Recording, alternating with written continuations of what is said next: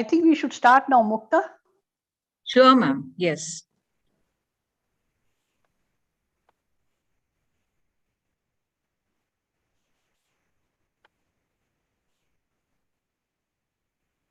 I'll just admit there are a few more in the...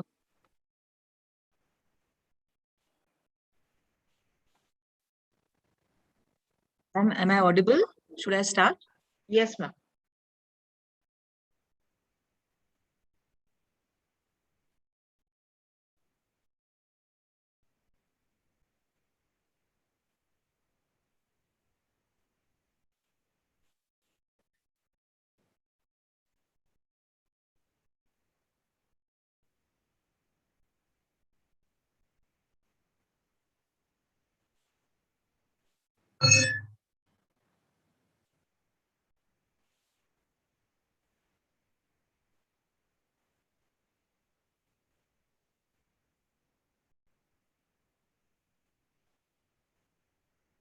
Actually, I'm getting an echo. I was just checking. All done.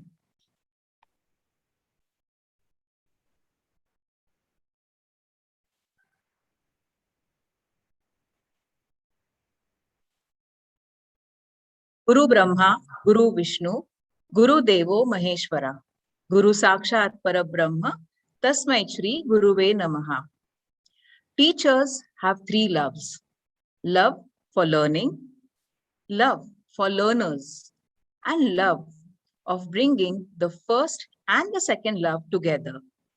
And that's exactly why we all are here today, to learn, to know more about tricks and tips for MCQs required for the upcoming board exams.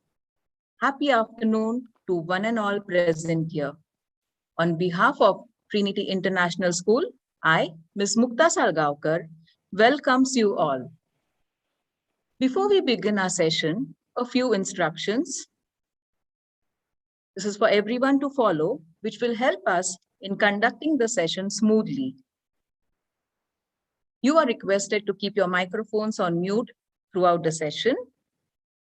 Your queries will be addressed towards the end of the session. Kindly use the raise hand feature.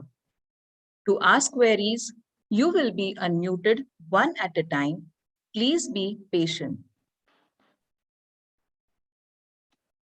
Recorded Zoom session video link will be available on Trinity International School's website for future references. Kindly fill the attendance link, which will be shared in the chat box. It also has your participation certificate attached to it. Thank you. May I now request our director, Mrs. Shakuntala Jaisinghani, to address the members present for today's workshop.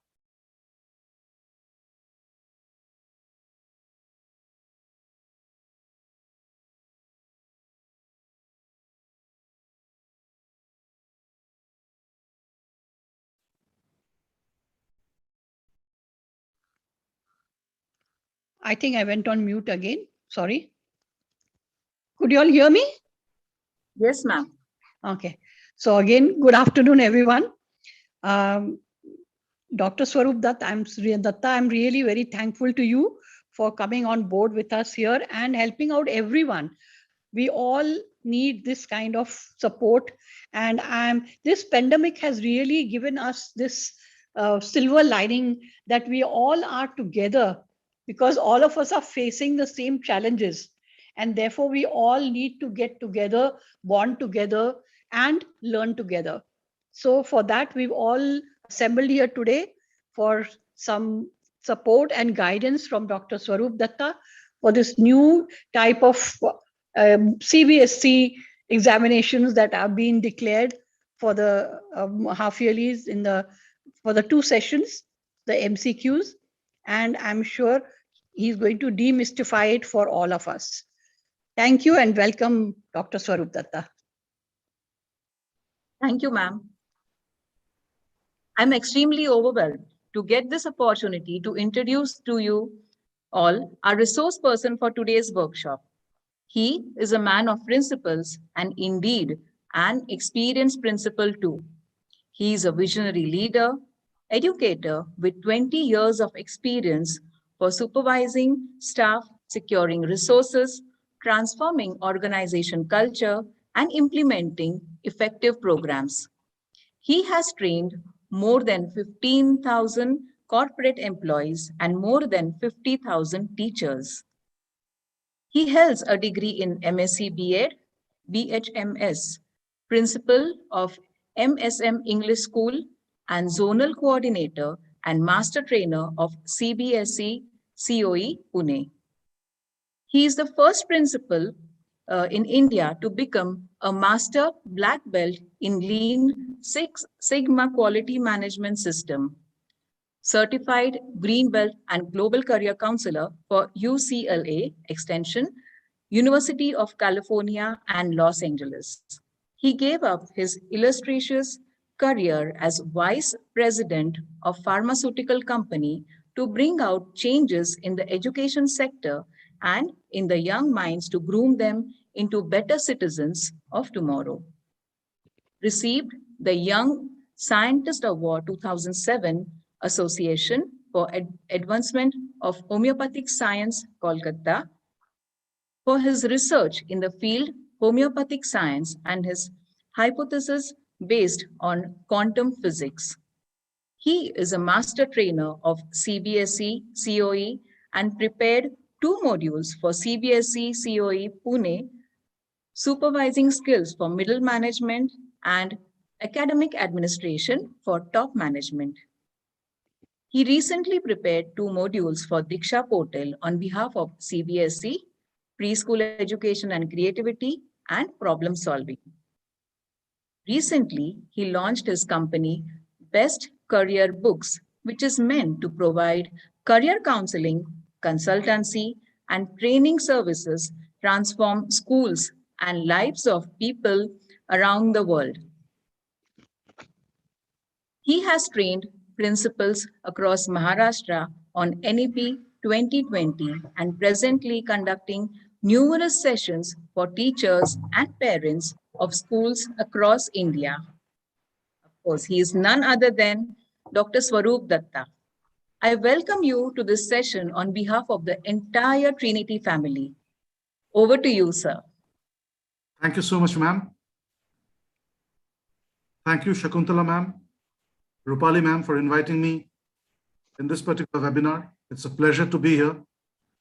And I'll try to, highlight a little bit on the MCQ aspects that the schools are really, bothered about right now, how exactly we should go ahead, how to frame the MCQ questions. I'm pretty sure each one of you know about MCQ, what exactly it is. You have answered and framed numerous MCQs. But what my purpose for today's session is making you aware of, how the MCQs needs to be framed in a scientific manner. And towards the end, if we have some time left, I will try to give you some hacks for the students as well, which you can share with your students, and it will be beneficial for the children to understand how to attempt an MCQ when they do not know an answer. It's very easy to tick it when you know the answer.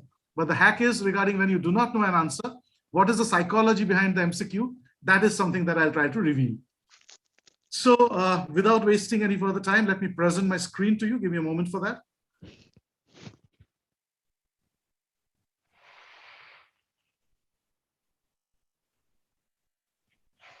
I hope my screen is visible. Yes, sir, it is. All right. Thank you so much. So as the topic is tricks and tips for MCQ rather. Now, let me just tell you that multiple choice is always a very common thing that we all, have experienced. Even the early man had to make selections from multiple choices that he had. Whether he wants to hunt the leopard or the deer was a multiple choice as well. So he had to choose from multiple options to survive. So MCQ is something that is not very foreign to us. It has always been there. We just need to understand how it got transformed and got included in our assessment system. Now, this is another probably way of MCQ that we had, the Swayamvar, multiple choices were there as well. And, the lady used to choose one of the prospective grooms as her groom, and that was a multiple choice option as well. Now, when it comes to the definition of MCQ, multiple choice questions, or these are called multiple choice, objective response, or MCQ, is a form of an objective assessment in which respondents are asked to select only correct answers from the choices offered as a list. So we are all aware of this, that what exactly is the whole structure like. There will be a list of answers and you need to select one from those. Now, how the MCQ was developed, this is something that we need to be aware of, because you need to understand the background of it, how this MCQ really came inside the education sector. So although E.L. Thorndike developed an early scientific approach to testing students, it was his assistant, Benjamin D. Wood, who developed the multiple choice test. Now, what is Thorndike famous for? Thorndike is famous for the SR response, So he describes that an organism's attempt to learn or solve a problem by trying alternative possibilities until a correct solution or a desirable outcome is achieved. So if you have read about Thorndike in your B.Ed, I'm pretty sure if someone is from a psychology background, they have definitely studied about Thorndike's SR response. So this is what Thorndike was famous for, that selecting from alternatives by trial and error method. And he said that, factors which involved attempts, motivation, exploration, reward, or punishment at times, and which will lead to repeat performance of the correct response, strengthening the association between the behavior and its outcome. Now, Thorndike was the person who gave the idea of multiple choice, but this was Benjamin D. Wood. His full name was Benjamin D. Calbe Wood, who lived between 1894 to 1986, an American educator, researcher, and director of professor at Columbia University. And he was a pioneer in learning technologies and automated testing methods.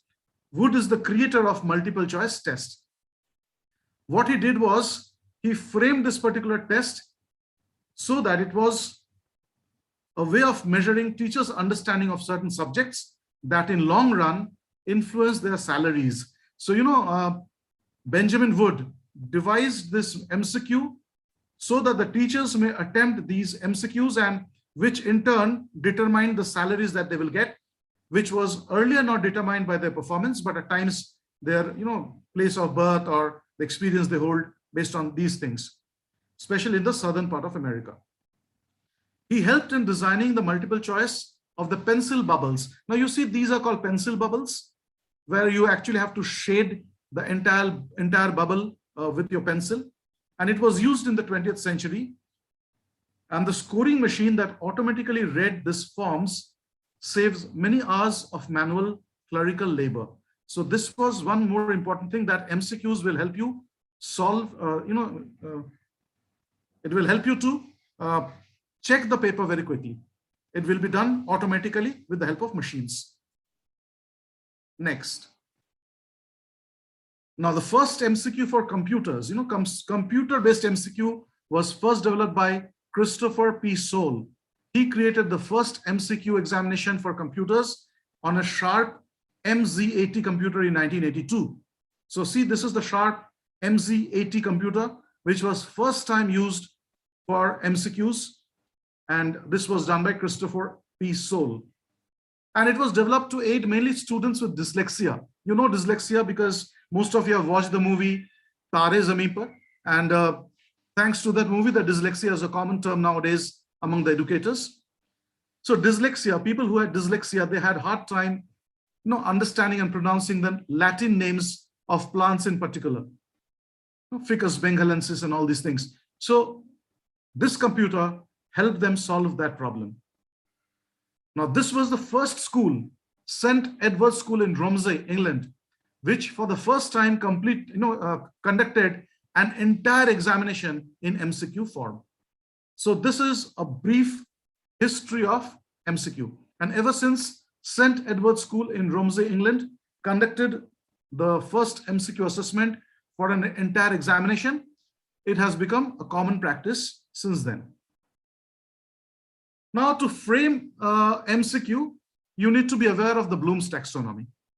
I will not go into deep into Bloom's taxonomy because it's a separate session altogether, which I'm pretty sure most of you have definitely attended. But I just like to remind you quickly that Bloom's taxonomy talks about 3 domains: the cognitive domain, which had 6 levels, the affective domain, which had 5 levels, and the psychomotor domain, which is a skill-based assessment, right? Now, what are the cognitive domains? We will know about that, but let's understand the affective domains. The affective domains are receiving, responding, valuing, organizing, and characterizing. Now let's see, take a snapshot look at all the 3 domains. In cognitive domain, we have recall, that is remembering, understanding, applying, analyzing, evaluating, and synthesizing or creating. Now, when Bloom framed his, this taxonomy, synthesizing was the 5th one and the evaluation was the 6th one, which was later changed. The topmost was synthesizing or creating, and the 5th one was evaluating.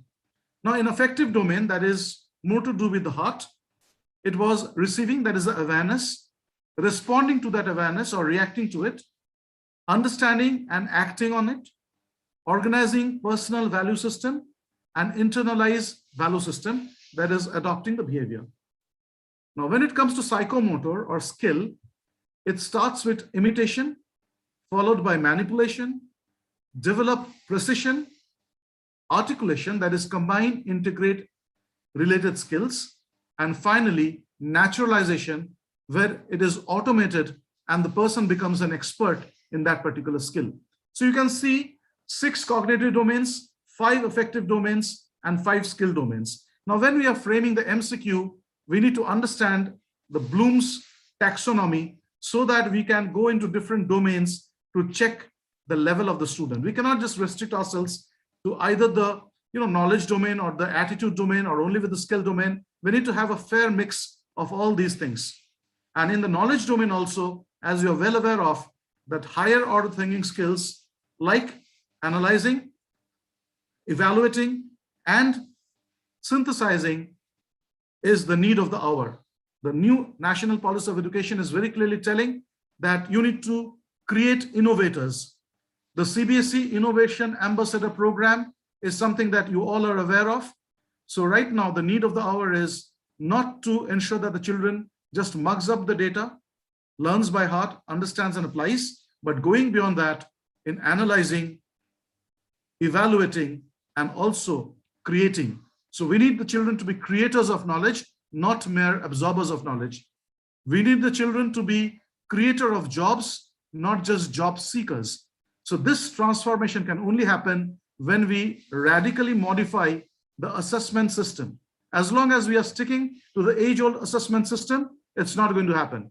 So the new National Policy of Education and probably the adverse scenario created by the COVID environment has given us this great opportunity to bring about that much needed transformation about which we were talking about since the last 15 or 20 years, but it was not happening. So, and I remember in the last 10 years at least, it was very, very intensified. We were talking about experiential learning, no rote learning, but in some way, no one was able to bell the cat. So the belling of the cat was very important, which COVID gave the option and opportunity for us to do it. So as I was talking about, the Bloom's taxonomy was later on revised and creativity was taken to the very top of the learning order, where remembering is at the very lower rung.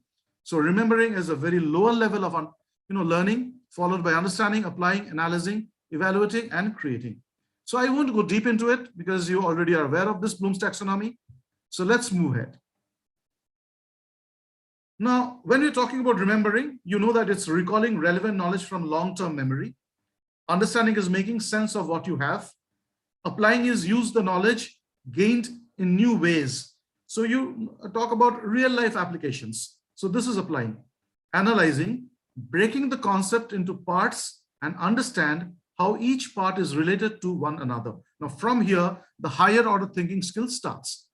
I think remembering, understanding, and applying is a cakewalk for you because you have been doing it all through all these years, right? But from now on, analyzing, evaluating, and creating, things become a little more serious. So analyzing is breaking the concept into parts. So how to test that? That's very important. Evaluating, making judgment based on a set of guidelines. So, when you ask about a question like, if it's a subjective question, if I say that way, that talk about the religious reforms of Akbar. So religious reforms of Akbar is a remembering question or to some extent an understanding question. But when you take it to the evaluating level, you can ask Akbar or Aurangzeb, who according to you was a better religious reformer and why? Now, someone may say that I feel Akbar, or someone may say I feel Aurangzeb, and they can justify their answer with a logic. That is where evaluation is. In evaluation, you are checking the evaluation skill of a child, and here the child, when giving an answer, may not be wrong. So we are not checking or looking for a correct answer. We are looking at the level at which the child can evaluate and justify his answers. And finally, creating is putting information together in an innovative way. It has a trick altogether. There's a different session, as I said, for creativity and problem solving, but I'll just tell the term. It's called a scamper. In scamper method, what you can do is you can replace something that is there, you can substitute, and things like that can be used to create a new thing. Creation does not always mean that you will produce something new. It can be a substitution, it can be a replacement, it can be flipping it. So all these things can be creativity as well. Now, very quickly, just for your quick understanding, this is a sort of a worksheet which you can take a screenshot and try to solve it later on. I have given certain circumstances for you to understand. Is it an application? Is it a remembering? Is it an evaluation or what? For example, let's take the first option. You can put it in the chat box, whatever you think is right. And you can use these abbreviations: R for remembering, U for understanding, A for applying, AN for analyzing, E for evaluating, and C for creating. So number one, construct a model to show how it will work. What is it? Fine, keep answering, like 1C. Number two, design a questionnaire to gather further information. Number three, prepare a list of criteria to judge a performance. So three, what is three? Put three and the answer. Three what? Is it AP? Very good, E. Number four, draw pictures to explain what an event was about. Create a new product, give its name, and then devise a marketing strategy. 5 is what? Creativity, right? Very good. 6, make a timeline of the event. What is a timeline? 6. What is a timeline? Let's say what you can do. 6. I want the answer for 6. Remembering. Very good. Timeline is nothing but remembering. Excellent. So I think you're through with this. To save time, I'll just scroll across to the next part. Maybe the last 4 we will solve again. 17, put the pieces of a cartoon story in logical order. 17, put the logical pieces of a cartoon story in logical order. What is it? Number 18, what information can you use to support this view? Number 19, what is the relationship between cause and the consequence of the event in history? And number 20 is state or interpret in your own words the gist of the event. Now, I'm pretty sure each one of you have tried solving this, and as I said, take a screenshot, try it out later on, and check how comfortable you are distinguishing the different questions in terms of application or analysis. And if you need more detailed overview of that, I have a different session for Bloom's taxonomy. It's actually a 3 to 4 hour session. We can do it once the lockdown gets over, and we can have a physical session on that. So it's going something beyond the normal Bloom's taxonomy sessions that we normally attend. Next, so when you're framing the MCQ, you need to be aware of certain things, and let's see what are the things that you need to be aware of. First, before you start, you have to ask this question: is this topic worth evaluating? Does it test higher cognitive function or just recall? So this is probably the start of the framing of the question of MCQs. So without this, you cannot proceed. Next. Now, when we talk about understanding questions, what do I really mean? One of the goals of teaching is not only to evaluate learning outcomes, but also to guide students on their learning process. Hence, it is important that as teachers, we question students' thinking and learning process. If a teacher utilizes questions effectively, students will discover that the question is a very valuable learning tool.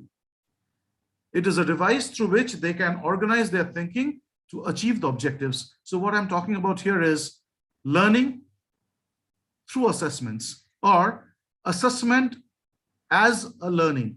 Now, this assessment of learning is a thing of past. We were talking about assessment of learning, and the previous type of assessment that we used to take, the normal question papers that we used to set, that was assessment of learning. But when we talk about assessment for learning is what?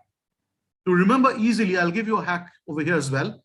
For is the first part of the word formative. So assessment for learning is formative assessment. So formative assessment is as simple as, if you're serving the rice that you cook, you cannot afford all the time to cook the rice and serve it and then discover it was undercooked or overcooked.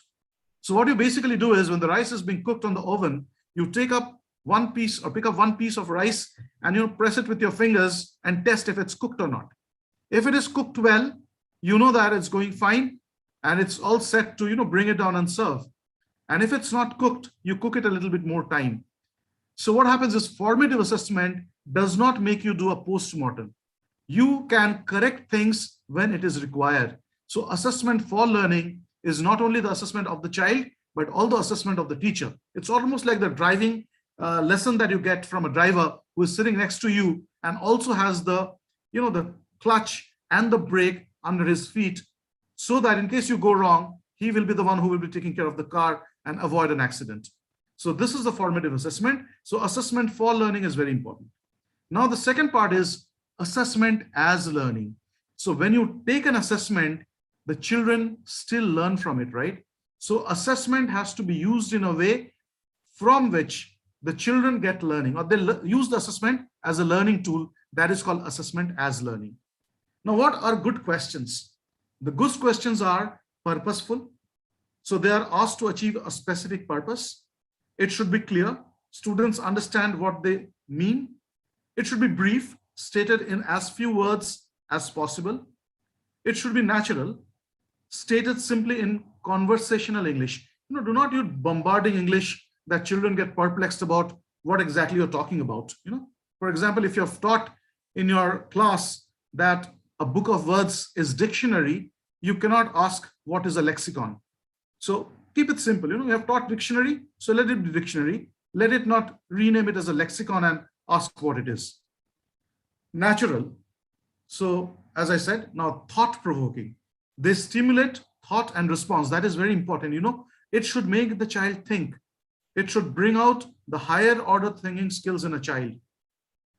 Next, limited in scope. Only 1 or 2 points in chain or reasoning called for. So you cannot have all the answers which are correct. It should have a few answers which are correct and rest are wrong. Adapted to the level of the class. So it should be tailored to the kinds of students in the class. So you need to understand what is the level of your class and frame the questions accordingly. You cannot, frame it for a very high level, at the same time frame it for a very low level.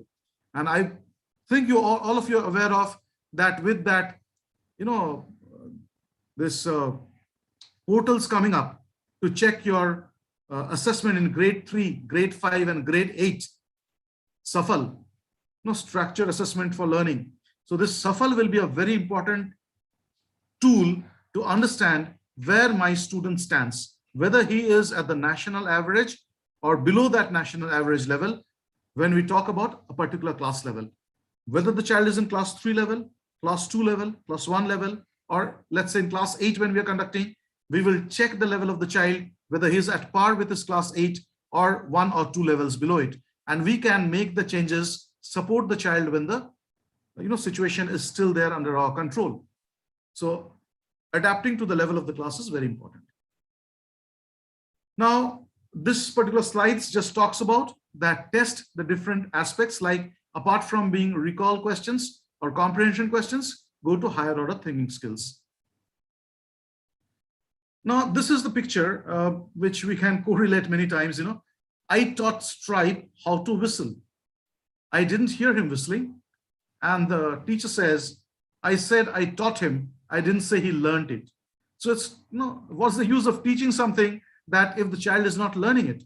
So whenever we take an assessment and we teach the child, we have to understand that whether the child learned or not, it can be only detected by the way he reproduces his knowledge.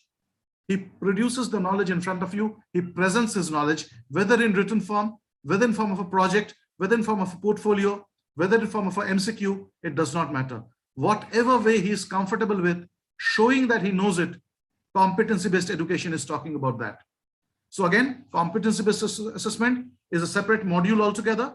But remember, in competency-based assessment, it is said that if a child, to test a child that whether he knows cycling or not, you cannot ask a child to write an essay on cycling. You have to give the option to the child that if he wants to show that he knows cycling, he can bring a bicycle in the school and ride it and show it to you that he can ride it.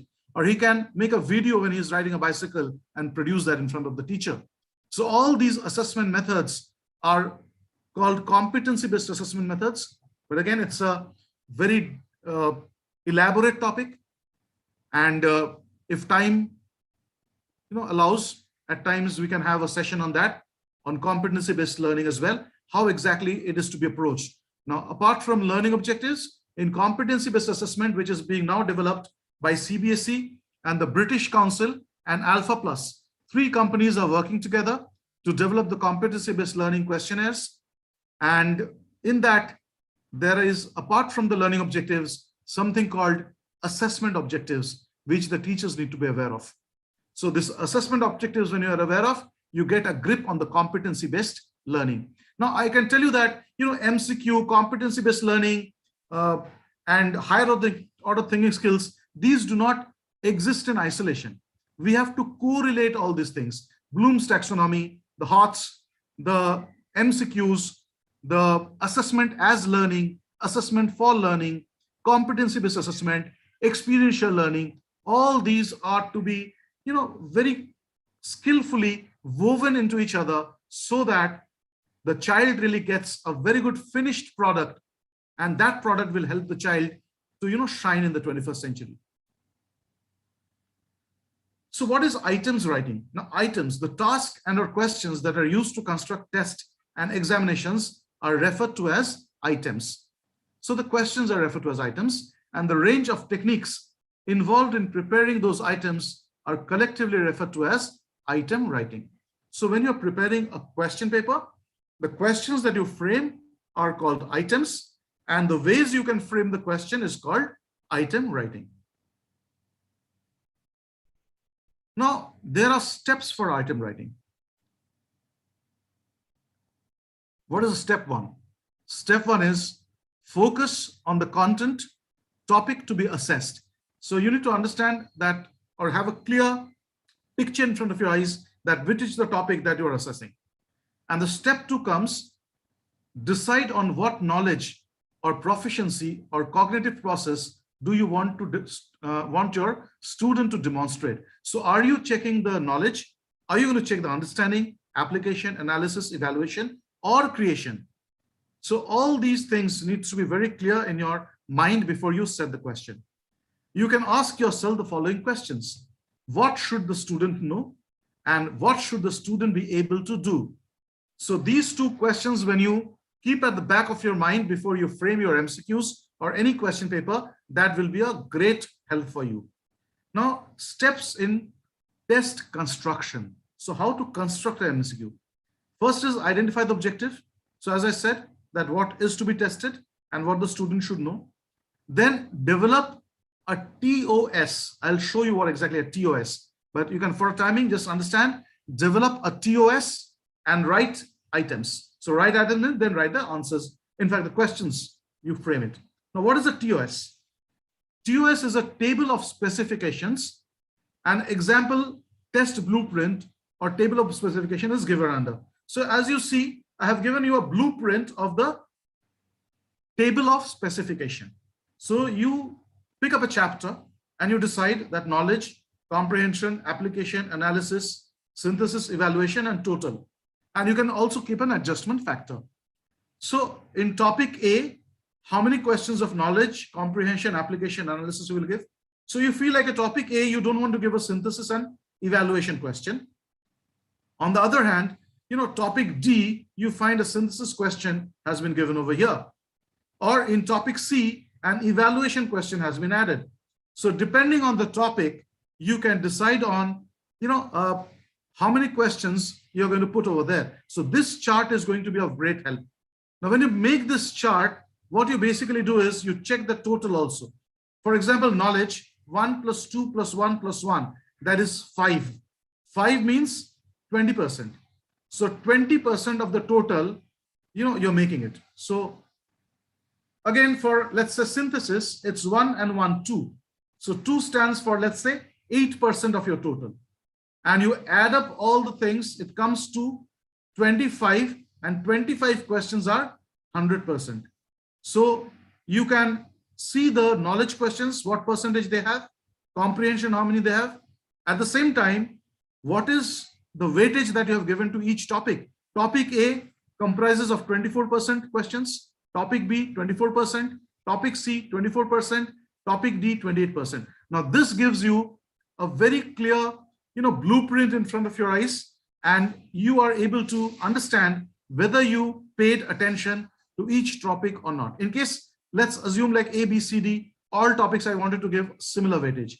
But in case I feel like topic C, I want to increase the weightage, I can do that by looking at this particular chart and increase the number of questions over here. So I think this table of specification, if you keep in front of your eyes before you sit for preparing a question paper, it will be of great help. Whether you prepare a subjective question paper or an MCQ, this is going to be a great help for you. Now, what are the features of MCQ? MCQ asks a question or establishes the situation for a response, allows valid, reliable, and economical measurement of wide range of content in a relatively short testing time. Now, the testing time is short. Not only that, the correction time is also short. It can be machine corrected, right? Provides 4 response choices or options from which the correct answer is selected. Normally, MCQs are having 4 options, but there are MCQs which can have more options as well. But the benchmark is 4 options. Next. Now, before I come to this, I would like to pause for a moment and check if things are going clear, if my pace is okay. If you think I'm going, in proper speed, you can write okay. Or if you want me to slow down a little bit, write S. If you want to speed down a little bit, write F. Whatever you think. Slow S, speed up F, and if it's fine, just write okay in the chat box.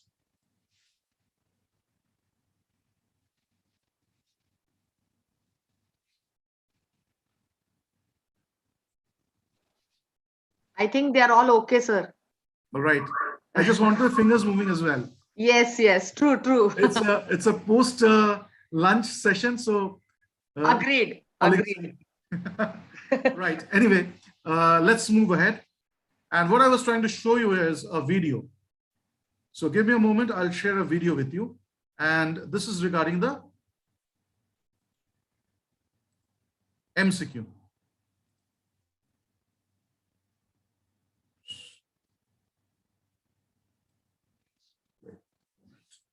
I'll rather share my screen here. And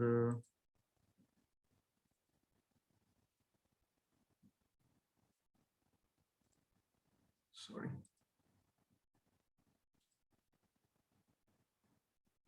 Yeah, now a lot of OKs are coming in. Good, very good. So let's start. Consider presenting a chart, a reading excerpt, or a short case, and writing a series of questions in which test takers have to interpret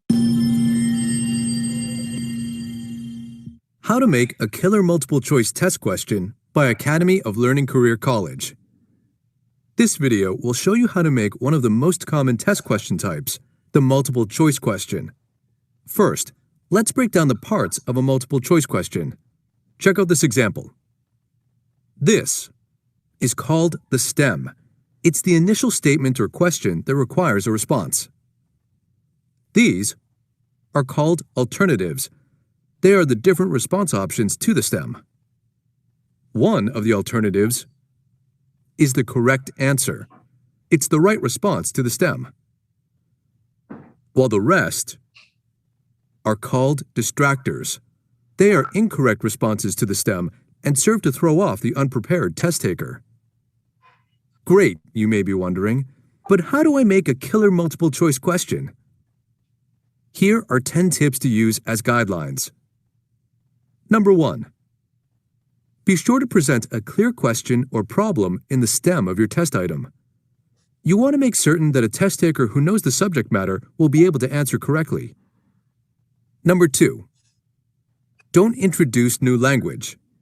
For example, if the course refers to horses as horses, but then the test question refers to stallions and fillies, which are types of horses, the test taker will be unfairly confused. Number 3. Whenever possible, avoid writing negative stated stems. For example, which of the following does not mean a male horse can be rephrased as which of the following means a female horse, and will generally result in test responses that better reflect what has been learned. Number 4. If you have many multiple choice questions in your test, vary the position of the correct answer. The easiest way to do this is to shuffle around the alternatives for each question after you've created the entire test. Number 5. Keep the alternatives a consistent length and format within the same test item. Generally, we have a tendency to make the correct answer longer, more detailed, and more complex than the other alternatives. Test takers pick up on this and tend to select those longer alternatives as a result. Number 6. All the alternatives in a test item should be plausible and mutually exclusive. Carefully chosen, credible-seeming alternatives will help you confirm that your learners have grasped the finer points of what you've taught. Number 7. Limit your use of the alternatives, none of the above, and all of the above. These are lazy alternatives and generally frustrate test takers needlessly. Number 8. Consider presenting a chart, a reading excerpt, or a short case, and writing a series of questions in which test takers have to interpret what you've presented in order to select the correct answers. These questions are more difficult to create and, unsurprisingly, can be the best kinds of multiple choice questions for assessing learners. Number 9. Proofread. When you are done creating your entire test, run through it, or better yet, have a trusted colleague take your test. It is easy to make small errors when we create a test, and it is also easy for those errors to totally undermine test questions. So, try to catch them before you accidentally frustrate your test takers. And lastly, number 10. Throughout your test creation process, remember that your goal is to find out how well your learners have achieved the objectives of the course. Your goal is not necessarily to write challenging questions or a hard test. A well-written test question is difficult for an unprepared test taker, and simple for a well-prepared test taker. And that's how you write a killer multiple choice test question.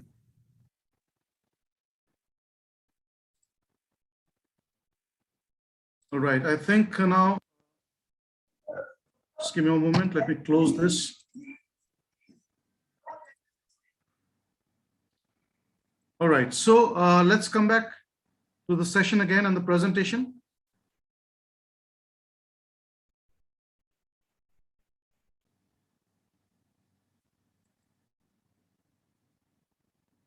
So as you have seen in the video, that what is a stem, what are the options or the key, and the distractors. So these are the components. The stem is the question. The other alternatives are the distractors, and one right answer is the key. Now, what are the advantages and disadvantages of MCQ? First is the advantages. It has wide sampling of content. The problem is well structured, flexible, difficulty level can be done. Reliable, efficient, and objective scoring. Provide score easily understood and transformed as needed. Disadvantage, on the other hand, is it takes time to construct a good MCQ. Difficult to construct plausible alternative response. Now, when you're framing a MCQ, it takes time to find out what are the different alternatives that you can put as distractors. Do not provide any diagnostic information because it's an MCQ, and many times the children can tick it and get the right answer by fluke as well, and measures a narrow facet of performance. So despite the advantages and disadvantages, we still go for MCQ in all competitive exams because the advantages far outweigh the disadvantages, mainly because when the children are appearing in an examination in huge numbers and you need to really test the skill of a child, MCQ gives the best option because you can ask more number of questions. So guidelines for developing MCQ. Very quickly, I'll share the guidelines, which has already been shared in the video, so I'll not repeat whatever it has been said. Understand, be clearly worded and written in direct question form or as incomplete statement. So make it simple. That's the first rule. Contain only one concept. You cannot have multiple concepts in the same MCQ question. So stick to one concept for one question. Include as much of the item as possible and should be free of irrelevant material. So the item that you are testing, the topic that you are testing, only relate to that. Do not include irrelevant elements in the STEM. And as it clearly said in the video also, use negatively stated STEM only when significant learning outcomes require it. So use only when it is very much required, otherwise avoid it. Stress the negative word used in the STEM. So in case, which of the following is not a capital? Let's say if you're telling that, in that case, not has to be written in, block letters so that children or students do not miss out that not. Otherwise, you are just confusing the child with the question. Let's not confuse the child with the question. Let us try to find out what the child knows. So if you're using a negative word, highlight that word or make it in bold. So general rules, keep and STEM distractors short. No ambiguity in present interpretation. So you should not have a STEM which is, susceptible to interpret it differently. It should be very crystal clear what you are telling. It cannot be a statement where individuals can interpret in their own way and reach the conclusion. Can they answer the question without looking at the image? So in case you have an image, the question should be such that child can answer the question even without looking at the image. For example, if you're asking a question on the pollen tube and you've given an image of the pollen tube, the child should be able to answer the question without even looking at the image of the pollen tube that you have given as a reckoner. So one thing, remember, as I show in this picture, cut the STEM short. Do not make a very long statement in the STEM. Regarding the distractors, what you need to do, that was about the STEM, right? The question.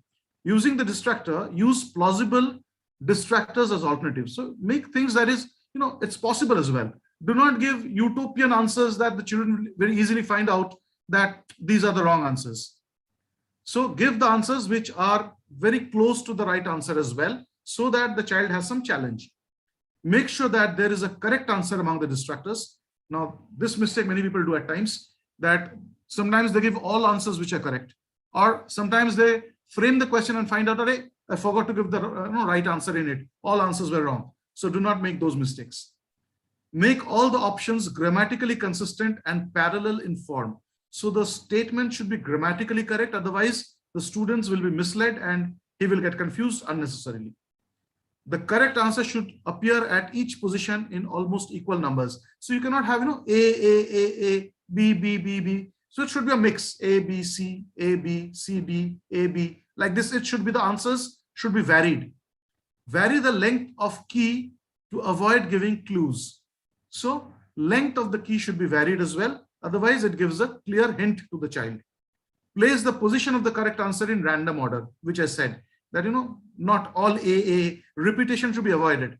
B, B, B, C, C, C answers to be avoided. Do not focus on rote memory. use novel material in formulating problems to measure the ability to apply knowledge. Now, what is a rote loop? You know, exam, the child gives the exam, then forgets, again prepares, learns, gives the exam, forgets, prepares, learns, exam. So this is a vicious cycle that moves on and on. So we need to understand that we need to, liberate the child from this vicious loop. Take out the child from this vicious loop and ensure that by our assessment, some sensible testing is happening and the learning is happening because of the assessment. Now, what are the different types of MCQs? This is again a very important thing that you need to understand. There are possible types of MCQs. I'm using these same examples that CBSE gave you in the webinar, so that because that was a very short time the session was taken, MCQs were done in a very hurry.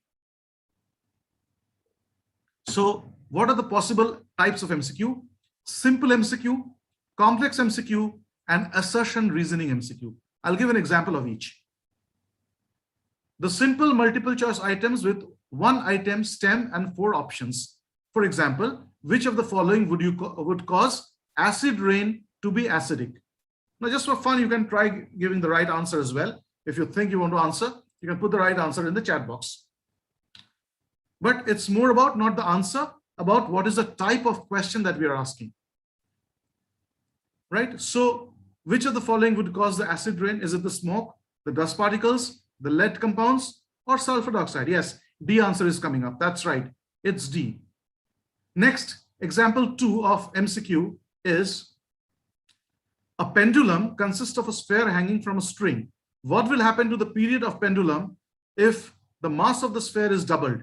Assume that the effects of air friction and the mass of the string are negligible and that the sphere traces an arc of 20 degrees in a plane as it swings. Now, those who are not science teachers, do not get confused with the question. I have nothing to do with the question right now. We are not testing your science knowledge. What I'm trying to hint here is this type of question. See, what is the difference between type 1 and type 2? If you see, the type 1 question was more of a knowledge question. If the child knows sulfur dioxide, he will be able to answer. But here, if you see, what will happen if the pendulum mass is doubled? Unless and until the child has an understanding and application sense, he will not be able to do it. So we are talking about testing the higher order thinking skill. And as you have rightly pointed out, I think the science teachers are quickly pitching in. The answer is C.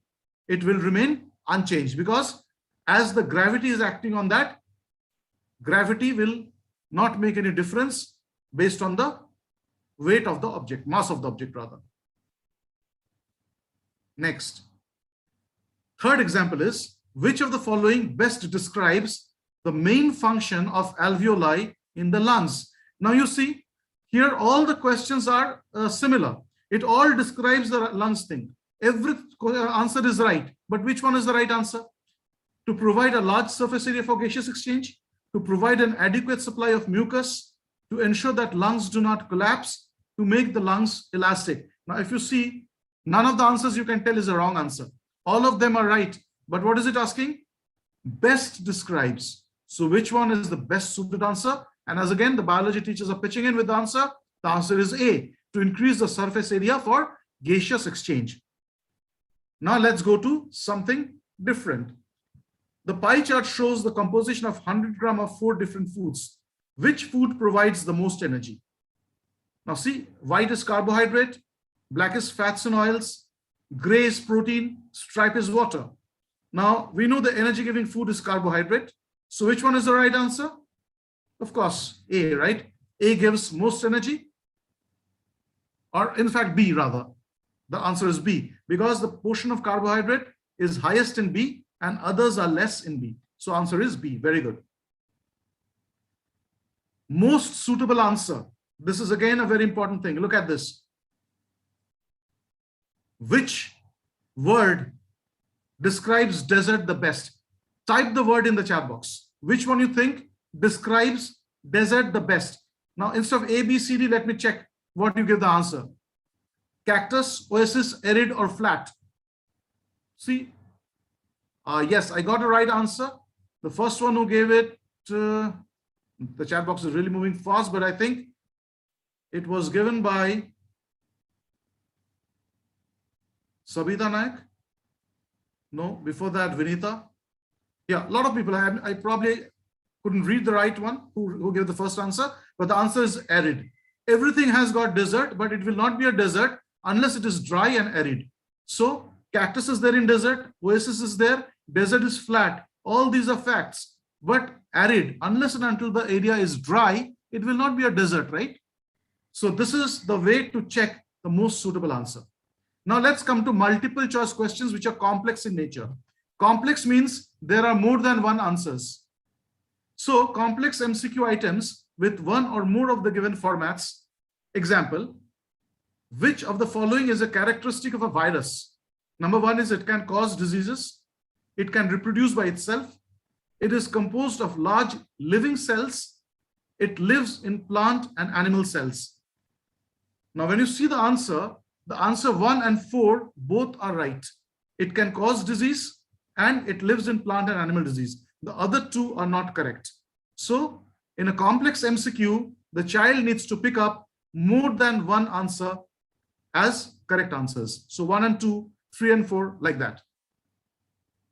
Now another example of complex MCQ. Now this is related to the NEP. Let me see. Consider the following statements regarding language in NEP. It will promote Ek Bharat Shreshth Bharat initiative, 3-language formula with greater flexibility. All classical languages will be available in school as options. Which one is the correct answer? 1, 2, 1 and 2, or 1, 2 and 3? Now in this case, as you see, I've put it in bold, so the answer is obvious. 1, 2 and 3, all are right answers in terms of NEP for language. So this is again a complex MCQ where the child will not be allowed to choose only one answer. It can be a multiple correct answer as well. Now these are, when you give it in a Google form, there are two types of buttons. One button is called a radio button. The radio button is one where you can select only one option, and the other is a checkbox where you can select multiple options. So when you frame a complex MCQ, make sure that you do not use a radio button. Always use a, this alternative checkbox where it can select more number of options. Now come to another option which is called sequencing. Which of the following route is taken by a pollen tube after pollination of the flower? Is it like ovule style stigma, style ovule stigma, stigma style ovule, stigma filament ovule? Which one is the right answer, teachers? Let me see which one you say is the right answer. The sequence. Now you see the images here. Now I told you earlier, without looking at the image also, the child should be able to answer. So which one is the right answer? Stigma, style, ovule, right? So C is the right answer. Very good. So this is called complex MCQ where you ask for a sequence. Now the very important part where teachers do not know much about it, which is assertion and reasoning type. Now, given below are two statements labeled as assertion and reason. Assertion means you are telling something, a statement, and reason is you are supporting that statement. So assertion and reasoning is a statement being told and a statement to support or a logic to support. So either the statement or the reason or both of them can be wrong or incorrect. Let's see how it is. Assertion is appendix is a vestigial organ in the human body. The reason is it does not participate in digestion. Now select the most appropriate answer from the options given below. Both A and R are true, and R is the correct explanation of R. So it's telling that appendix is a vestigial organ is true, and it does not participate in digestion is also true. But is it called a vestigial organ because it does not participate in digestion? That is the question, right? So it's telling both A and R are true. R is the correct explanation of A. Both A and R are true, but R is not the correct explanation of A. 3 is A is true, but R is false. Or 4 is A is false, but R is true. So which one you think is the right answer? Sorry. Which one? Both A and R are true and R is the correct explanation? Or both A and R are true, but R is not the correct explanation? Why is it called a vestigial organ? Okay. Yeah. So many of you are telling it's a 2, that R is not the correct explanation. It's not only about digestion, but it does not have any function in the body at all. So let's go to the next question. Now, these are case study based question. Now, read the statement carefully. It's a case. Now, this is just an example. The cases can be much more bigger than this. It can be a paragraph. To save time, I have used the shorter version. Erin is 12-year-old. For 3 years, she has been asking her parents for a dog.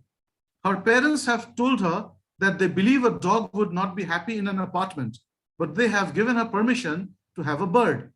Erin has not yet decided what kind of birds she would like to have. Which one is the right answer? Erin's parents like birds better than they like dogs. Erin does not like birds. Erin and her parents live in an apartment, or Erin and her parents would like to move. Wonderful. The teachers are really spot on. C is the right answer. Now, by reading this case, we can understand only one fact is true, that Erin and her parents live in an apartment. Correct. So this is a case-based question. It can be a question related to a law or rule. For example, posthumous publication occurs when a book is published after the author's death. That is a rule, that when a book is published after the author's death, it's called posthumous publication. Which situation below is the best example of a posthumous publication? Number 1, Richard's illness took his life before he was able to enjoy the amazing early reviews of his novel.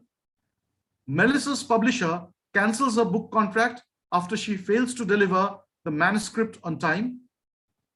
Clarence never thought he'd live to see the 3rd book in his trilogy published. Elizabeth is honored with a prestigious literary award for her writing career, and her daughter accepts the award on behalf of her deceased mother. Which one is the right option? Very good. The answer is D. D. Because the deceased mother and the daughter receives the award. Richard's illness took his life before he was able to enjoy the amazing early reviews. So the reviews may have come after the book has been published. So publication might have happened in his lifetime, but here Elizabeth is honored with the prestigious literary award. No, let me just share this. It's actually A is more correct, because award can be given later on.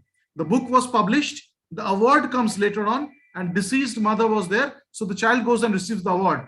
Does not necessarily mean that the book was published, after the death.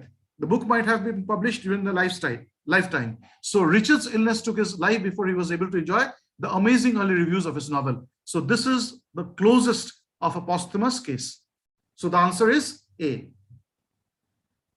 So half my students, just to make things a little bit light, half my students have post-assessment stress disorder. So that should not be the case, Your disorder should not happen to the children after taking your test. Now, I'll very quickly tell 10 rules of MCQ, and then we will come to the hacks. 10 rules of framing MCQ, quick ones. Number 1, first, avoid grammatical cues. For example, word that modifies an adjective is called an. Now you have written over here an. An means it will be either adjective or adverb, because an cannot be used for a consonant, right? So if it's a vowel, then only it will be an. So I'm giving a cue over here that an means either adverb or adjective. So you can write it in this way. A word that modifies an adjective is called a or an. Now you can have any 4 of the options can be correct. So do not give grammatical cues. Number 2, keep the alternatives homogeneous. Now you see homogeneous means what? You see the Ontario is famous for Niagara Falls, the state with a beaver on its flag, the largest producer of apples in Canada, the location of the tallest mountain in Canada. So these are all, different types of answers. But when you're talking about something that is a false, you put other false name, it should be homogeneous. So Ontario is famous for Niagara Falls, Victoria Falls, Angel Falls, or Iguazu Falls. So whatever is the right answer, the child will select without getting confused. So this is called a homogeneous.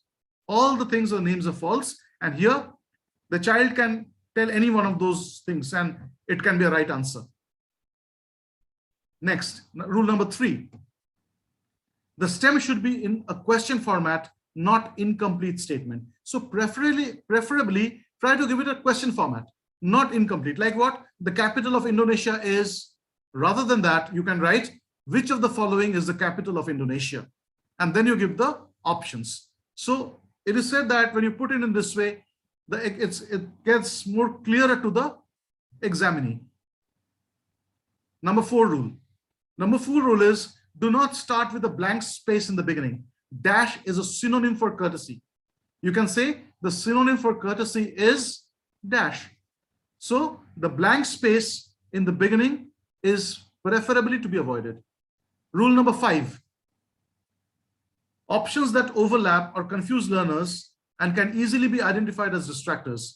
Also, if the overlap includes the intended answer, then there will be more than one option that can be confused as the right answer. For example, let's see this one. How long does an annual plant generally live? It dies after the first year. It lives for many years. It lives for more than 1 year. Now see, these are related. It lives for more than 1 year and it lives for many years is not exclusive of each other. So these are inclusive answers. But look at the correct option. Only 1 year, only 2 years, only 3 years, several years.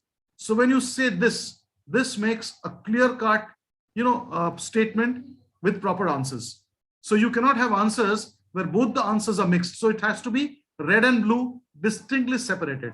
So mutually exclusive and exhaustive events. Number 6 rule. Who among the following directed the Titanic? Now, there's a spelling error over here. Vincent van Gogh. You know that Vincent van Gogh never directed movies, right? Or Neil Gaiman is an author. James Cameron is a movie director, and Steve Jobs is a businessman or an innovator. But here, when you go to the correct option, here you say Steven Spielberg, who is a movie director, Christopher Nolan, again a movie director, the director of Dark Knight, James Cameron, the director of Titanic, and Martin Scorsese, who is Aviators. He made that movie. So now the children can get confused that which one is the right answer, because all of them are movie directors. So all alternatives should be plausible. You should not have mutually exclusive answers. Give me a moment.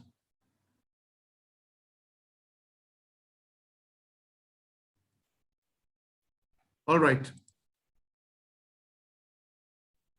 So now let's go to the next part. Alternatives should be presented in a logical order. Now, logical order means, see, 1951 to 55, and then you have brought in 1914 to 17. It should be like sequentially, 1914 to 17, 29 to 34, 39 to 45, 51 to 55. So sequentially arrange the answers, not randomly. Rule number 7. It should be a balanced way. For example, 1A, 2B, 3C, 4D. So you have a sequence A, B, C, D, A, B, C, D, A, B. It should not be like that. You can have B, D, A, C, B, D, B, B, A, C. So this balanced sequence should be there. It should not be predictable that A, B, C, D, A, B, C, D, this is the sequence. So this is called balance. That's rule number 8. Rule number 9. What is rule number 9? Avoid the use of specific determiners. To avoid infection after receiving a punctured wound to the hand, you should. So what is it being told over here? To avoid the infection after receiving a punctured wound to the hand, you should always. So when words such as never, always, and only are included in the distractor to make them false, they serve as clues to alert learners. So avoid using this never, always, because it at times makes the things complicated. So when you use these words like always, never, only, use it in the stem and not in the distractor. So distractor should not have these terms, never, always, only. It should be there only in the stem. See here, the words like this, always, only, all these are in the distractor. But here, the distractor does not have any such determiner. It is on the stem. Next, the 10th and the last one is, which of the following is the best one? For example, Which of the following is the best indication of high morale in a supervisor unit? So it's talking about an option in multiple choice question that is noticeably longer or shorter than the others had a greater chance of being assumed to be the correct answer. Hence, to avoid such questions without good reason, always keep your options similar in length. Now you see, option B is much longer than the others. So it is said that you keep the length of the questions or distractors rather, and the key similar. So these are the 10 very important rules. Now in the next 5 minutes, I will conclude my session. What are the hacks for children? Now I'm talking from a student's perspective. I'm not talking from a teacher's perspective anymore. So students, what they can do, how you can prepare your children. The first one, never follow a sequence. Never follow a sequence means what? Some children try to attempt the question paper like I'll start from question number 1 and 2, 3, 4, 5, 6. I'll go to question number 100.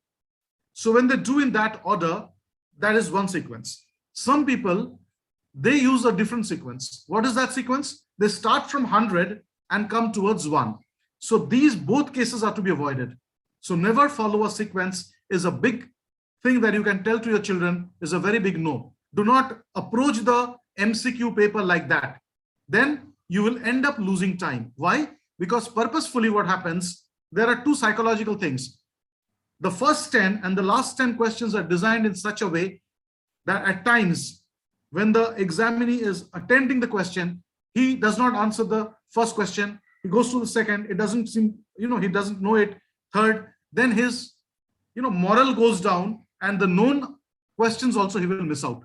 So what is being told over here is, before you even attempt the, solving the paper, read the entire question paper and tick the ones which you think you know, and without even thinking you can, answer it. So these are the ones that sure shot, 100%. So, and then there will be questions that you see that if you try it, you have to work on that, but you can get to the answer. It requires a little bit of workaround. That's B. And C is that surely you do not know the answers. So in attempt A, in stage A, it is said that let's assume the paper is of 90 minutes, which has been told by CBSE, that it will be a 90-minute paper of MCQ. So advise the children that first 30 minutes, they should solve the ones that they know. First time they will read the question paper very quickly. After reading, they will tick the ones they already know and solve those answers in the first 30 minutes. So now secured that everything that I knew in the answer paper, it can be 10 I know, I answer 10, then I know 15, I answer 15, then 16, now 19, now I go to 25, then I go to 28, and so on. So that's the first 30 minutes. In the next 45 minutes, you try solving those questions where you need to do a little bit of workaround and thinking. That's the 45 minutes. And after that 45 minutes is over, for the next 15 minutes, you attempt those questions which you do not know, unless and until there is a negative marking. So how to attempt the questions which you do not know? You cannot work out with that. You cannot find the right answer by thinking also, and you do not know the answer. Now, the first option to attempt these type of answers are eliminate option. Remove the offset value. I'll give an example. Annotation option is not there, so I cannot scribble over here. Anyway, I'll give an option. So let's say offset values are, you have a number that you want to ask, 8, 10, 12, 200.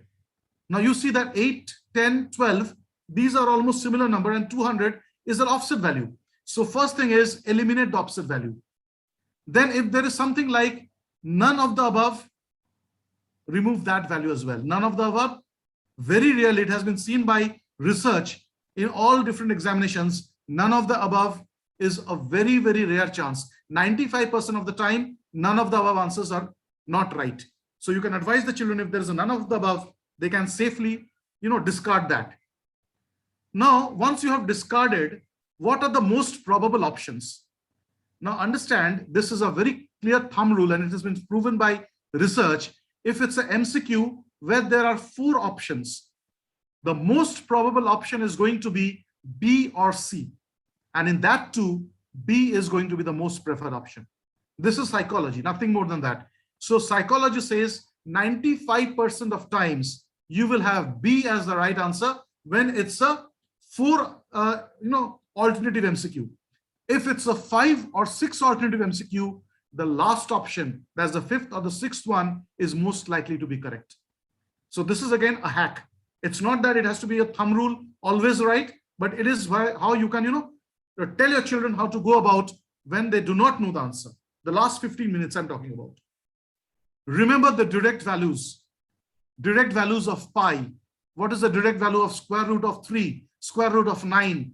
All these things, if the children remember, it will help the children. Now, how to make it happen? Advise the children, for mathematics in particular, use the direct values of different things like pi, root, square, all these things as a wallpaper of the mobile, wallpaper of WhatsApp, and they will be checking it often.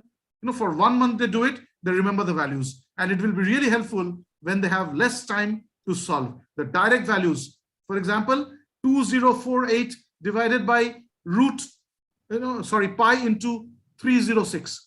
So moment you know pi is 22 by 7, that's almost 3, you can immediately calculate it. So this is something that needs to be done. And the 6th one is study smart. Practice as much as you can. Now, it has again been proven by research that if you have not seen a question, you are seeing it first time in the examination hall, you are more likely to commit a mistake. Even if you say that my concept is very clear, I know it very nicely, I can solve any question, even then, a new question that comes in the examination hall, it has been seen that those who have never practiced that question, they are more likely to get it wrong. So what you need to do is practice more and more. Now let's inform this to you that as a method, as an initiative of all the Sahodayas of Maharashtra, Pune, Mumbai, Nagpur, Kolhapur, Solapur, Buldana, Jalgaon, we are planning for a session of assessment system day after tomorrow. But the most important thing is we are preparing a website where MCQs will be given, dump of MCQs, thousands of MCQs. The child can go into this portal and download the MCQs and practice it. So we are asking all the Sahodayas to prepare questions on MCQ of different subjects, and then we will upload it in one common website. The link will be shared with each one of you, so you can give the students the chance to practice it. Very soon we are expecting it to be ready. So probably in 1 month's time, we will get it done, right?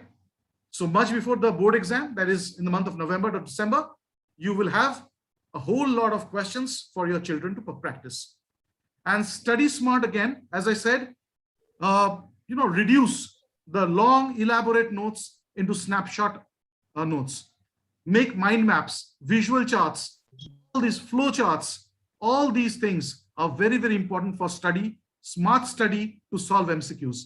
MCQ, you need not mug up that entire long answer. Mind maps, flowchart diagrams, all these are going to be real differentiators. So this is a clear hack for the students. I don't want to go deep into it. In fact, I have a session, it's exclusively for students for 1 hour, how to attempt the MCQs. There we discuss in detail about all these options by giving examples, but I just wanted to share with you so that you know at least the ground rules, that how the children can attempt the questions which they do not know the answer. So with that, we come to the end of the session. I hope there are some things that you can take home, even if not the entire thing. And of course, the recording video will be there for your reference. So use it whenever needed. And over to you, ma'am. Thank you so much. Thank you so much, sir, for enlightening us. We have our Managing Director, Mrs. Harshada Zadhav. Ma'am.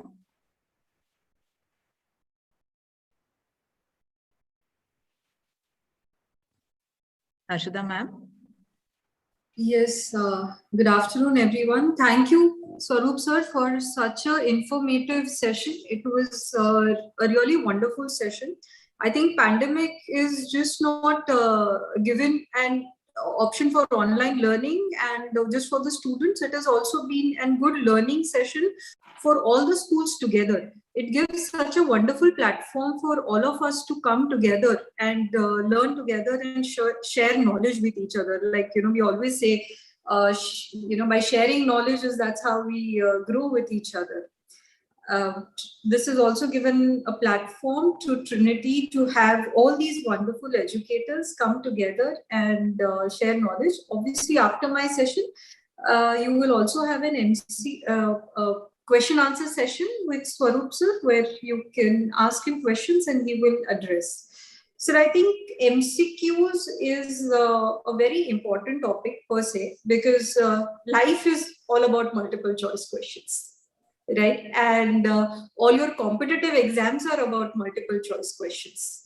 And we talk about multiple choice questions only after grade 8, 9, 10 is when we focus on them, where we start preparing our students for all the competitive exams altogether. But I would just like to reiterate what you said. We should not teach our children just to be job seekers, but to be job makers. And when you talk about making our children job makers, it is just not the learning or the knowledge, but it is the overall aptitude development as well. And I think MCQs and such sort of wonderful assessments gives us an plethora of opportunities to assess our students, so that we align our assessment goals with our learning goals. The whole idea is to generate a comprehensive profile of the students, and just not to understand whether the child has understood or not. Usually when our traditional learning, we've always talked so much about rote learning. Rote learning, just like you said, the loop, whether the children learn and then they forget, and then they learn and they forget. MCQs, I think, it's a wonderful way, and so many different types of more assessments that are there out there, like case studies are there, where you can give children case studies to analyze on the studies that they have given. I think these all opportunities give us to understand the overall comprehensive profile of the child. When the Britishers started this system of education in our country and introduced this new language to us, that is English, other than all other classical languages, the whole idea was to generate a lot of clerks for the East India Company, right? And it's been quite some time that we are trying to break this and create a new education system. And I think Corona has given us all an opportunity to revamp the entire education system. And we are able to do it pretty much over a short span of these 12 to 24 months. It has put across about 1.2 billion children out of classrooms. But research has also shown that online learning has increased almost 50 to 60% of the absorption of knowledge and learning that is happening. So more learning and more retention of knowledge than it was there during the traditional time of learning.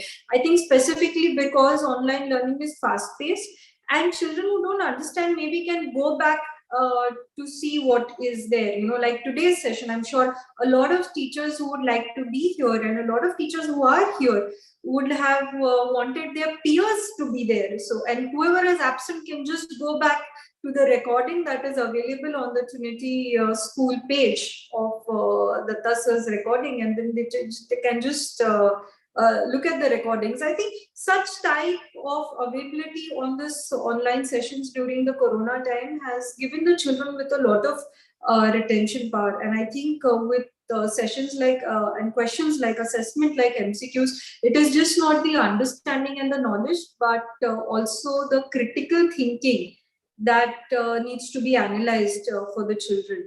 Because a lot of things when we talk about, especially the practical knowledge that we need to give to our children, is something that we talk only when the children graduate, unfortunately. There are so many things, like our children wouldn't know what Aadhaar is. Our children wouldn't, maybe they learn what GDP is in economics in their grade 9th and 10th, but they don't understand the basic market supply demand understanding, when it comes to real life scenarios. And I think having this different types of assessments gives us an opportunity to make them understand and learn. I think this session is more importantly, it has been exhaustive and a very nice, very comprehensive overall session. So I would like to thank Datta sir on behalf of all the teachers who are present here, on behalf of Trinity, to having such a wonderful session. And I think it will not be useful for the schools only during the online learning, but also during the offline learning, when we are sure that when we go back to offline learning, we are not going to let go our online learning anyway, so online learning is still going to happen. And all these, I think it's a great initiative for all the Sahodiyas to come together and form this platform on the website where all the MCQs can be pooled together. I think this is a wonderful platform of knowledge sharing that all the Sahodiyas are doing together, all the schools included in the Sahodiyas are doing together. And when we go back to traditional learning, MCQs and such type of assessments can always be an online platform for children, who go back home after school, and then, they can do a little fun activity after school. And we can do a lot of analysis on that also. So thank you, sir, so much. And for all the, I specifically, sir, I would like to mention, I really liked the questions that you framed, some on data interpretation also. There was this one question about carbohydrates and water and fat, and what, the 100 grams, the split in the pie chart. And that was very much an understanding of both the understanding of the subject and the data interpretation in the pie chart as well. I mean, everything around us is data interpretation. We are all talking about data, big data and everything. So I think data interpretation is something that has to start on very early on in school. And I think that MCQ example was an excellent example of how other mathematics, how you use data interpretation techniques in other subjects as well, so that children learn data interpretation. I think that is also a very important topic that you, I think, intentionally, unintentionally covered today. So thank you for that as well, sir. We thank you on behalf of the entire KJEI and Trinity group of schools. Thank you, sir. Thank you so much. Thank you so much.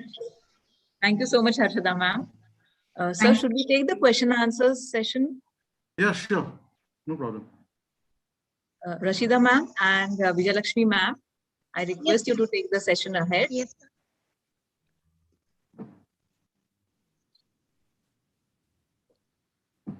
I hope you all can hear me. Yes, we can. Yes, Rashida ma'am. Yes. Yes, sir. There is Neetu Tyagi ma'am. Yes, ma'am. So, good afternoon, everyone. A wonderful session, sir. Thank you so much. You've enlightened us. And of course, it will help us a lot in framing our MCQs from now onwards. And Ms. Neetu Tyagi wants to ask whether there will be something available for languages, English and Hindi. We are, creating MCQs for all subjects. So whether it's Hindi, Marathi, even we are working on Sanskrit as well, so that, teachers get access to all the different subjects. So what we are doing at the Sahodaya level is we have distributed the work among the different schools of the Sahodaya. Subject matter experts are asked to create the MCQs, and then it will be given to another school for cross-checking. And finally, after everything is cross-checked, we will have subject-wise tabs in the website. And then the subject-wise tab will also contain the class 9, 10, 11, 12. And you go into one of those and you will be able to download a dump of MCQ questions with the answers. So we are working on how the presentation will be. And the second thing is we are also thinking of converting that website into a forum where, you just go in, if a child has a doubt, raises a question, any of the expert who is in the, looking at that website can post the answer over there as well. So it will not be only a question bank, it will be a forum where the educators and students can come together and talk to each other or, communicate with each other. All subjects will be there, including languages.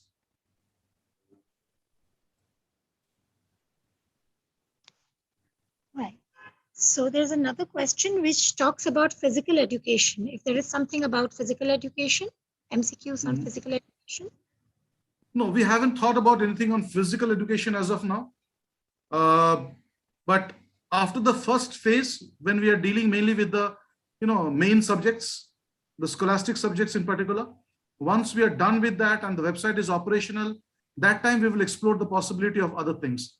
So maybe this is August going on right now. So let's say by mid-September or third week of September, it should be over. And then in the next 1 month, by the month of October, if we have to do something different, we will do it and upload that. So we will still have a good amount of time left because the exams will probably be organized in the month of late November or early December. Right, sir. So I think this answers the questions regarding the skill-based subjects as well as the music subject, right? Right. There is another question where could you please elaborate on case-based and competency-based questions by Ms. Shivani Ratna? See, case study based question is simply, if you take it in a simple way, it's a story that has been told to you. It's a case given. And any question based on that case is a case based question. So there is a, let's say an article that is presented to you. There's an abstract taken from a book that is presented to you, which you do not, or you have not read earlier. So this is a case which is being presented. And based on the case, the questions are being asked on that particular story or the case. That's a case-based question. But when I talk about competency-based assessment, that's a different domain altogether. Competency-based assessment is checking the competency of the child. And competency of the child can be, let's say, at a basic level, at an advanced level, and so on. So competency assessment basically checks the student where the student stands. So as I said, apart from the learning objectives, in competency-based assessment system, there are assessment objectives. I'll give an example. For example, in language, if the child is able to understand only the literal meaning of the sentence, it is level 1. Now, if the child is able to understand the hidden meaning of the sentence or the intrinsic meaning, it's the level 2. Third is, if the child is able to critically analyze what the author has written in that statement, that, this is a correct statement or this could have been written in this. So critically analyzing that whether the statement that has been given is written properly or not properly. And the fourth step is when the reader is able to create something from that statement, that I feel the statement like this or the ending of the story could have been changed to this. So this is a fourth level of competency. So the child can be at the first level of competence where he can only understand the extrinsic meaning, or at the fourth level of competency where the child is able to create something from the statement that is being given to him. So that is competency-based assessment. And as I said, competency-based assessment is a different and at least 1 hour module. I conducted recently this for Kolhapur Sahodaya. So in that, it was a 2-hour session that I conducted for. And after that, teachers had a fair amount of idea what exactly it is. But I would strongly suggest, if you want to get a hang on, the CBE, competency-based education, I would recommend a workshop of a full day where the teachers will hands-on frame the questions. Then, otherwise, listening to a webinar, it's not trying to watching the trailer. It's not going to happen.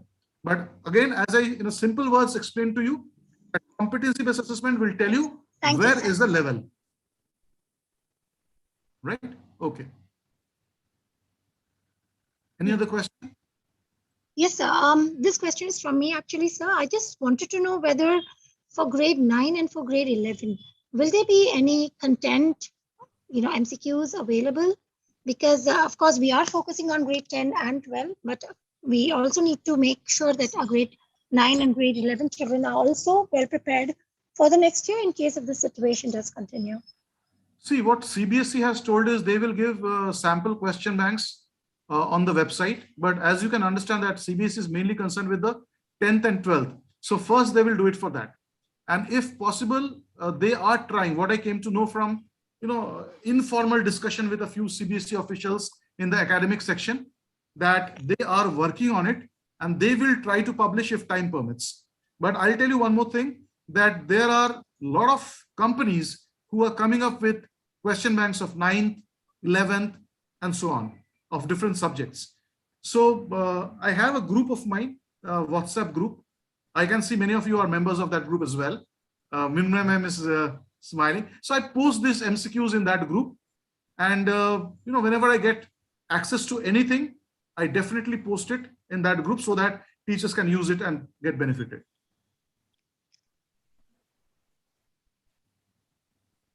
So certainly something will come up and we will share it with you. Whatever is there, I can pass it on to Rupali ma'am. She can, yes, sir, among the groups, whatever I have circulated so far. But in the coming days also, if you get connected to my group, I will share the link with you, my group link. I'll give that to Rupali ma'am as well. Yes, I will share the group link also, sir, with everybody so that they can join your group as well. Right. Thank you so much. I'll do that. So any other questions that we are awaiting? But I think your session was so clear, sir. I don't think all the doubts. No, ma'am, it seems that everybody is pretty clear. We have a member who has raised hand for a long time. Should we take Yes, questions, yes, sir? please. Yes, please. Pranjal ma'am, please unmute and ask your question. Yes, hello sir. It was a wonderful session. Actually, I just wanted to ask that for humanities subject like accountancy, would you please help us to how to form MCQs, or will there be any session for that as well? I couldn't get you properly. Can you be a bit soft? Yeah, I just wanted to ask for humanities subjects also like accountancy and business studies. Will you please guide us how to frame MCQs or something like that? Yeah, we are working on that. Even the commerce subjects or humanities subject, people and teachers are being given the responsibility. As soon as they come up with the dump of questions, we will put that up. See, the idea is whatever is going to be tested, we will try to put everything in that portal. So, but as you can understand that it requires the teachers to work in the background. In fact, I would recommend each one of you be an instrument to it. You should not wait that some Sahoda is doing it. Sahoda is formed with each one of us, right? So I would recommend, you people take up the leadership, and my mail ID is there with you.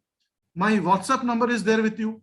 I have a YouTube channel also. There also I put my, phone number and other things. So what I would recommend, in case you have done something, and today I also shared with you how to create the MCQs, what are the things you need to know, create yourself. Even if you, contribute 10 MCQs, it will still be a good contribution. I'm not looking for 500 contributions from individuals. Give me 5, give me 10. I will put those up. Some child can be benefited. So the idea is, even, 266 people are in the room. If even you prepare 10 MCQs each, it will be 2060 MCQs. So I would recommend, please go ahead and do it. Provide it to me, I will upload. And we will also get it checked. Verification also will be done before we do it, so that, something that we upload should not be incorrect.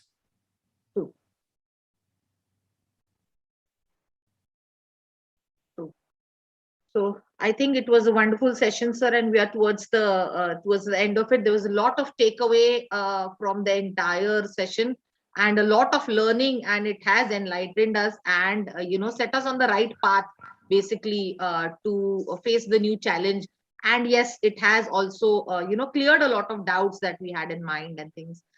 So now I would request Vijay Lakshmi ma'am to propose the vote of thanks. Shubha ma'am, would you like to say something? We have Shubha ma'am also here. Can we unmute Shubha ma'am? Mukta ma'am, Shubha ma'am. Yes, ma'am, I'm trying. Yes. Admin here. Right, ma'am. I have asked her to unmute, ma'am.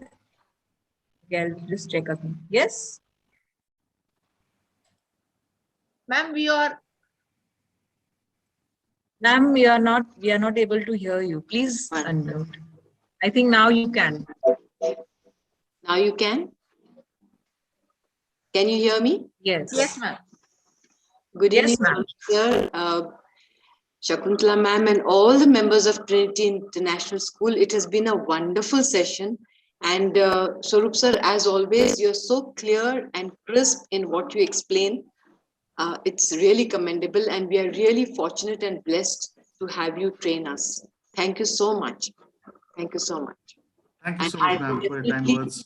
especially when you said that, each one of us can make at least 2 questions per subject and give it to you for ratification, and then you will upload. I think the whole community, teacher community, as well as the student community will definitely benefit from this. It's such a wonderful gesture. Thank you so much. Thank you so much. Thank you. Vijayalakshmi ma'am. Yes, ma'am. Thank you so much.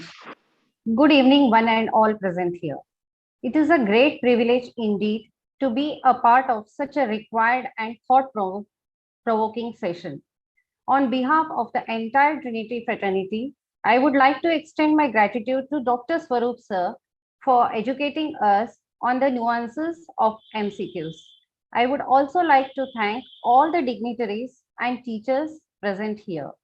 We are all in a phase of transition, and the insightful session will definitely help us to make the most out of it. Thank you very much, sir. Thank you, one and all. Thank you so much. Thanks everyone for listening to me. And I would love to visit your school, Rupali ma'am. Yes, sir. Like decided, yes, we do have one physical session and you have to visit Trinity. Yeah, your school has a lovely backdrop. The mountains, I love those. I want to physically... Wonderful, wonderful. We are going to have one session, sir, with you. That is for sure, for sure. We were just talking, Harshada and me, and we were saying that we must call him to our school. Sir has already asked me that once things are better, Rupali ma'am, I want to come to your school. I said, yes, sir, definitely. We are going to have one session with you. Yeah, just now we had a talk, Harshada and I, and we were saying we should call him exclusively for our teachers to the school, and he should see our school. You love it. Absolutely, I already love it. I already love it from what I see on the internet. Most welcome. We'll definitely arrange something very soon. Thank you so much. I was just going through all the chat box, and what I could see in all those was thank you so much. Thank you so much. So it's been appreciated by each and everyone who has attended today. So I'm sure all of them are going to be very grateful to you for taking up so much time and helping them out like this, because it's a new thing for a lot of people. Not that MCQs are new, but to look at it from that point of view as a very determining factor in the future of the children's results, that makes it a little more of a focus for everyone. So thank you so much for that, and I'm sure we can get lots more in your group. I'm sure everyone will be very happy to be part of that. Thank you so much. Thank you, sir. Thank you, ma'am. Thank you. Bye-bye. Thank you so much, sir. Rupali ma'am, a request to you to share certificates to all the participants, please. Yes. We put the link, and once they fill the link, they get their certificates automatically. They receive it in their mailbox. So participants, Mukta ma'am, if you can put the link up again for the ones who left with it, so that they can get the certificates. Right. I've also informed that the certificates will be, they'll get the certificate in the mail. In the mail, yes. Yes.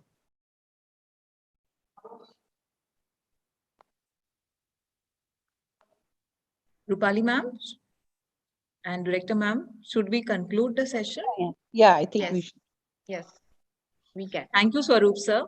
Thank you, sir. Thank you, ma'am. Thank you, everybody. Thank you, everyone. Thank you.